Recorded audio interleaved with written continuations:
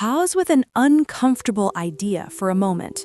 What if the moments you believed meant nothing were actually moments you simply didn't know how to understand?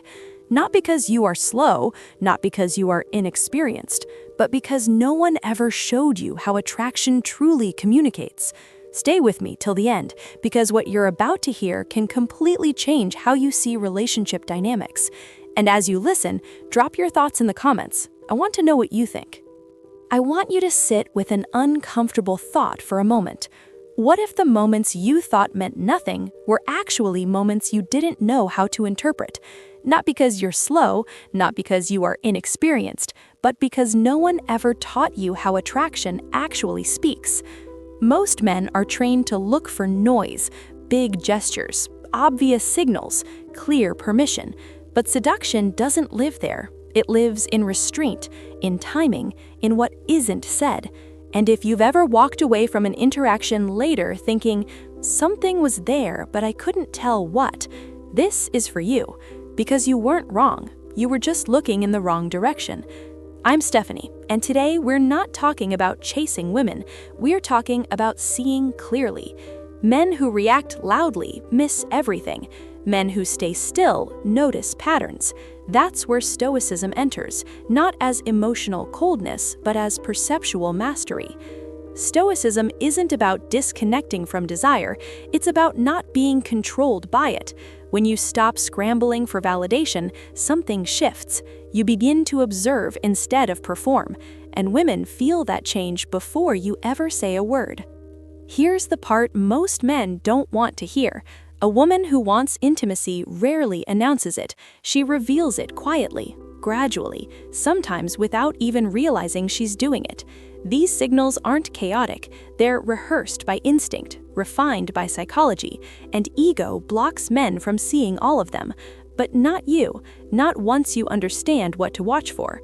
So let's begin with the first sign, the one that starts everything long before touch, before proximity, before words. And remember, comment below if any of this sounds familiar, and keep watching till the end for the most important insights. Sign 1, the slow reveal. Her gaze doesn't rush, it stays, and that matters more than you realize. Eyes aren't poetic metaphors, they're neurological tools. When eye contact lingers, the brain releases oxytocin, the bonding chemical, the same one involved in trust, intimacy, and emotional openness. This isn't romantic theory, it's biology. But here's where most men ruin the moment. They see prolonged eye contact and instantly decide, she's interested, I need to act. That impulse is exactly what disqualifies them, because attraction isn't triggered by reaction, it's strengthened by restraint. A woman who holds your gaze is doing something deliberate, often subtle, sometimes unconscious. She's checking something, not your looks, not your confidence, but your self-control. Watch the details. Duration, 3 seconds or more isn't accidental, it's intentional. Softened eyes. Tension around the eyes fades when desire replaces alertness. Dilated pupils, an involuntary response that no confidence trick can imitate. Then comes the test. She looks away just briefly and comes back, not to flirt, but to see if you're still centered. Men who crave approval break eye contact too fast or stare too hard. Both reveal need. The Stoic does neither. He meets her gaze calmly, doesn't rush it, doesn't cling to it. He understands something others don't. Eye contact isn't an invitation to act, it's an invitation to hold presence, and presence is rare. This is where attraction becomes a dialogue, not with words, but with silence. And here's the twist most men never consider. When you don't immediately act on her gaze, you become unpredictable. And controlled, grounded unpredictability creates tension, the good kind. Stay with me, because eye contact is only the opening move. What happens next reveals far more than she ever will with words. There's a moment most men misinterpret, not because it's confusing, but because it feels too small to matter. She stands a little closer, sits beside you instead of across, finds reasons to remain within your orbit, and most men either miss it or rush to label it. Both mistakes come from the same place, impatience. Because proximity isn't about accident, it's about permission. Humans are deeply territorial with space. We feel it before we think it. So when a woman chooses to enter yours repeatedly, deliberately, something is already happening beneath the surface. Not desire yet, not intimacy yet, but safety. And safety is the gatekeeper. Here's what men who react too fast never realize. She's not moving closer to be touched. She's moving closer to be felt. Psychologists call this proxemics, the study of personal space. But you don't need academic language to understand it. You just need to notice patterns. Not once, not twice, but consistently. Does she choose the seat next to you when others are open? Does she slowly move toward you during conversation, then remain there? Does her body turn toward you even when her words don't? That angle matters more than eye contact. Open orientation isn't politeness, it's attention. And attention is valuable. People don't give it away easily.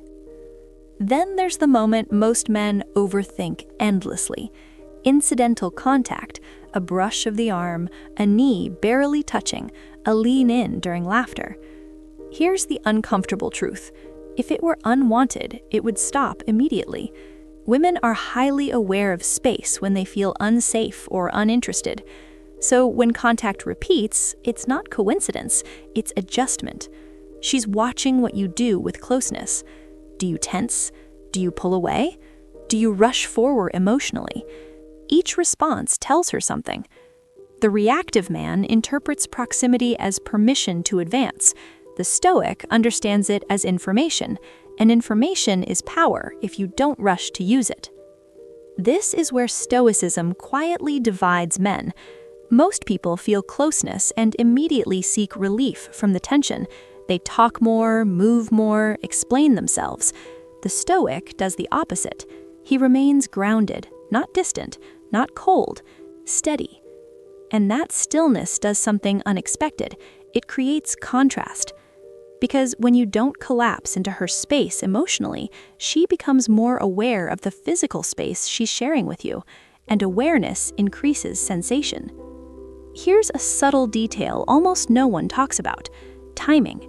If she moves closer during emotionally charged moments, laughter, shared stories, lowered voices, the signal deepens. That's not random. Emotion lowers defenses, and people only close distance when defenses are down with someone they trust. But here's the line you don't cross. You don't assume, you don't claim, you hold. Because men who can sit comfortably in charged silence communicate something words never could. I don't need to rush this. I'm not afraid of where this is going.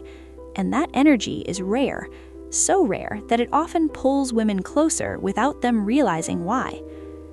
But proximity alone isn't the real giveaway. The real signal comes when she breaks the invisible rule most people obey, the rule about touch. And when that happens, everything changes. There's a line most people don't cross without intent: touch. Not the obvious kind, not the bold, unmistakable grab that leaves no room for doubt. I'm talking about the kind of contact that hides behind plausible excuses, the kind that gives her an exit if she needs one, and gives you a test, whether you realize it or not. This is where many men lose control, because touch doesn't just register intellectually, it bypasses logic and goes straight to the nervous system. Your body reacts before your mind does, and that reaction, that split second, tells her everything. Touch is one of the oldest languages we have. Long before words, it meant safety, comfort, dominance, desire. And when a woman wants intimacy, her hands begin to negotiate on her behalf, quietly, gradually, never all at once. Watch how it starts: a brief graze against your arm, a hand resting on your shoulder as she laughs, fingers lingering just a moment longer than necessary. Here's what most men misunderstand. If it were truly accidental, it wouldn't repeat. Women don't accidentally touch the same place multiple times. They observe. There are patterns to this anchoring touch. Her hand stays on your arm while she makes a point. This isn't emphasis, it's stability. Playful contact, a light push, a tap, a teasing nudge. This isn't humor, it's chemistry testing. lingering release. The touch ends slowly, not abruptly. That delay is intentional. And now comes the moment that separates men, because your instinct will be to respond immediately, to mirror, to escalate, to reassure yourself that it means something. That impulse is exactly what she's watching for. The stoic response is restraint, not withdrawal. You don't flinch, you don't freeze, and you don't rush to return the favor. You allow the touch to exist, and then you let it go. That calm acceptance communicates something powerful. I'm comfortable here. I don't need to hold on to this. Most people don't realize this, but desire intensifies in the space after touch, not during it. When you don't immediately reciprocate, her mind fills the gap. Why didn't he rush? Why didn't he react? And suddenly, she's thinking about you instead of the other way around. This is what delayed reciprocity does. It creates tension without pressure, curiosity without confusion. It tells her you operate on your own inner timing, and timing is dominance without aggression. There's another detail almost no one spots. Women are incredibly sensitive to how men receive touch. Too eager and you signal hunger. Too cold and you signal disinterest. The middle path, the stoic path, is grounded receptivity. You remain exactly where you are emotionally, not leaning forward, not pulling back, present. And presence is intoxicating because it's rare. But touch alone doesn't confirm intent. The next shift is subtler and far more revealing. It happens in her voice, and once you hear it, you'll never ignore it again. Most men listen to words, very few listen to delivery, and that's why they miss this completely. Because when attraction deepens, language doesn't change. First, tone does.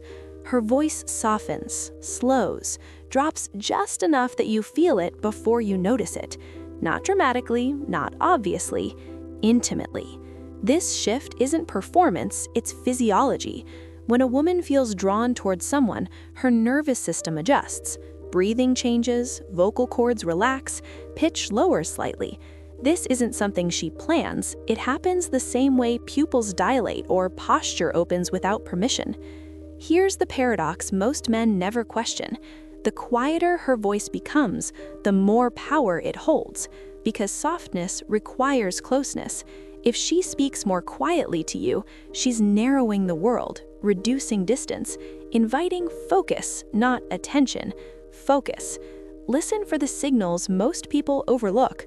Lower volume, she makes you lean in, not physically, but psychologically. Slower cadence. She's not rushing to fill space. She's comfortable staying in it with you. Playful inflection, teasing tones, subtle warmth, a little that wasn't there before. Contrast. Her voice changes around you compared to others. That contrast is critical. If she sounds one way in a group and another way alone with you, you're no longer just company, you're context, and context determines behavior. Here's where men sabotage themselves.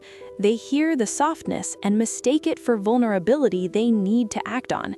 They rush to comfort, to impress, to escalate. But the softness isn't an invitation to move faster. It's an invitation to stay steady. The Stoic understands this instinctively. He doesn't lower his voice to imitate. He doesn't raise energy to match. He stays grounded. His cadence remains calm, measured, unhurried. And something subtle happens when he does this. The space between them thickens because she feels heard without being chased, desired without being claimed. There's an advanced layer here most men never reach. When you respond with slightly slower speech without forcing it, you create synchrony, not mimicry, alignment. Two nervous systems settling into the same rhythm. That rhythm is what people mistake for chemistry, but chemistry isn't sparks, it's regulation. And women are drawn, deeply drawn to men who can regulate themselves. Not because it's exciting, but because it feels safe in a way that allows desire to surface. And here's the twist that reorders everything you think you know. The more intimate her voice becomes, the less you should do. Stillness at this stage isn't passivity, it's command. But not all attraction comes wrapped in softness. Sometimes it arrives disguised as challenge, as friction, as playful resistance. And if you don't understand that language, you'll mistake flirtation for disrespect. That's where most men fail the next test. This is where attraction stops looking polite, and this is where most men misread everything. Because when interest deepens, it doesn't always soften. Sometimes it sharpens. She challenges you, teases you, lightly pushes against your frame. And men who don't understand this moment either retreat or overcompensate. Both reveal the same thing: insecurity. Here's the psychological truth that rarely gets explained clearly. Playful defiance is not resistance, it's engagement. It's a woman asking without asking, "Can you hold yourself when I apply pressure?" Research in social psychology shows that teasing in romantic contexts functions as relational testing, not to embarrass, not to dominate, but to observe emotional stability. Watch how it shows up. She mocks your preferences, questions your opinions with a half smile, frames you as mysterious, too calm, or hard to read. On the surface, it sounds like contradiction. Underneath, it's curiosity, because people don't challenge those they don't care to understand. The difference between flirtatious defiance and disrespect lives in the delivery.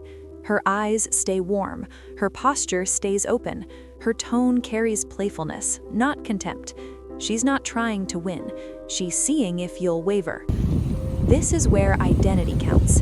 Reactive men defend themselves, explain, justify. Men who are uncertain argue with the frame, instead of holding it. The Stoic does neither.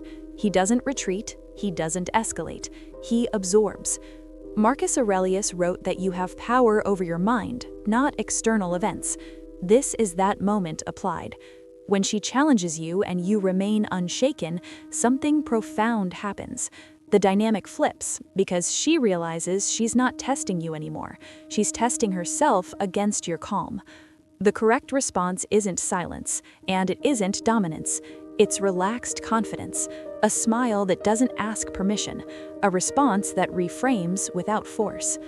Her: you're awfully calm for someone in this situation. You: I tend to enjoy seeing how things unfold.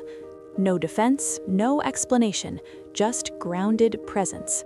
And here's the psychological shift most men never notice. When a woman teases and you don't collapse or counterattack, she experiences relief, because now she knows emotionally, not logically, that you're safe to desire. Not safe as in harmless, safe as in stable.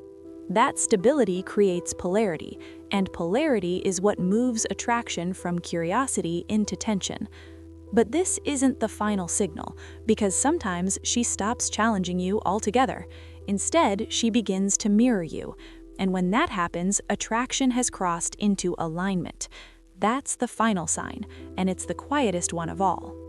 There's a point where attraction stops testing you and starts aligning with you.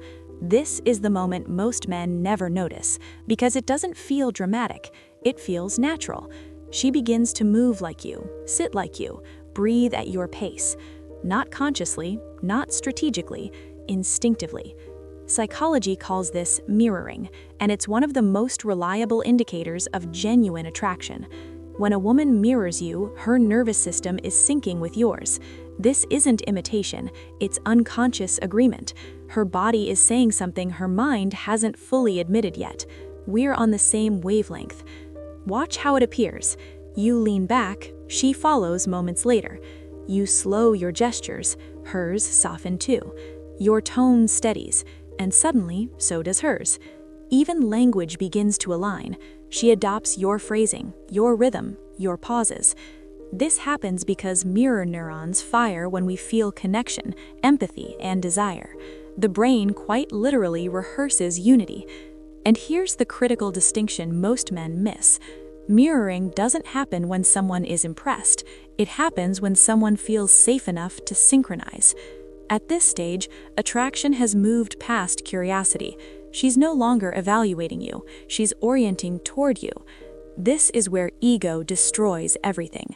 Men notice mirroring and become self-conscious, or worse, arrogant. They shift behavior to test her, change tone, pull away to provoke. That breaks the spell. The Stoic does the opposite. He stays exactly who he's been. Same posture, same cadence, same emotional temperature.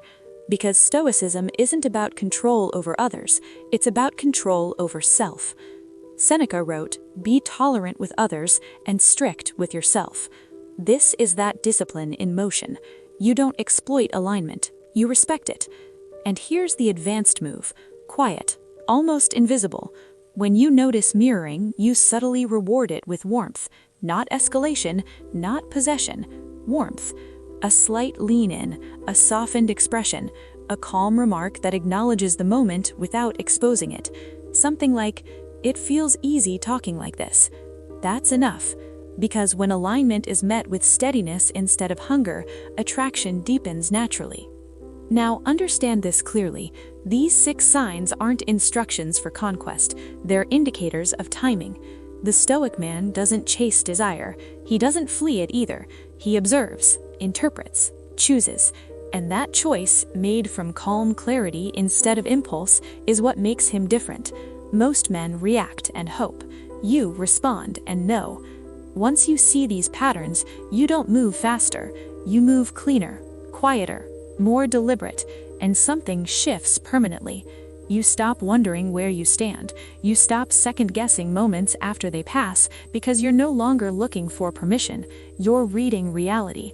And men who read reality clearly move through the world differently. If this series changed how you see attraction, drop your thoughts and opinions in the comments. I want to hear your view. Make sure you watch till the end for the full insight, and don't forget to subscribe, like, and share this video so others can understand dark relationship psychology, attraction, and relationship dynamics more clearly.